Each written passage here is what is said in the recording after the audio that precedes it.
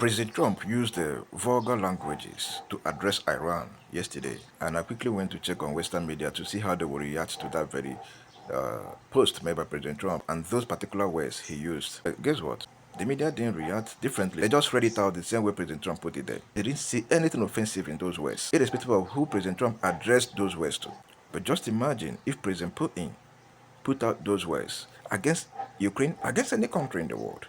How the media, how the so-called Western mainstream media will react to it. They will first of all put it on repeat. Every two hours, they will rephrase it.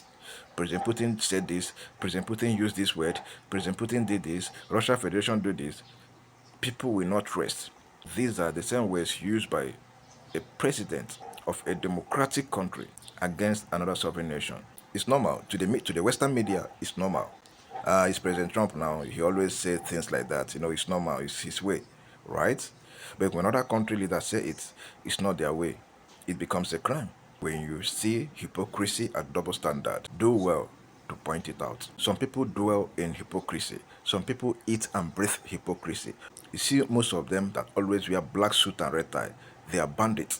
Their job is to push narratives, control narratives, push propaganda, destroy ideas. African people, start waking up. If with all the available information, availabilities of everything in this present day, you still don't want to wake up, you still don't want to liberate yourself, you still don't want to liberate your mentality, you are completely beyond repair.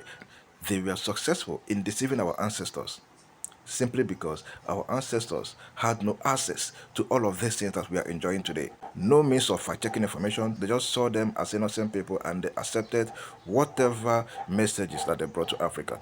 They brought to them. They deceived our ancestors and colonized them, took them into slavery. In as much as I know that Africa is not yet free from bondage of colonization, but at least we can enjoy a bit leverage, unlike our forefathers, unlike our ancestors.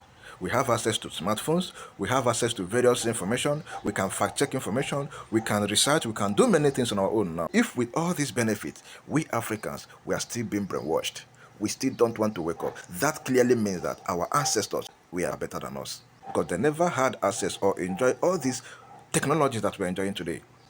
There is no how we have all of these things and we are still foolish and we are still dumb and we are still being brainwashed and we are still being controlled by stories, by narratives, by propaganda that was pushed or we are pushed over 50 years ago, still controlling us in 2026. Oh, come on.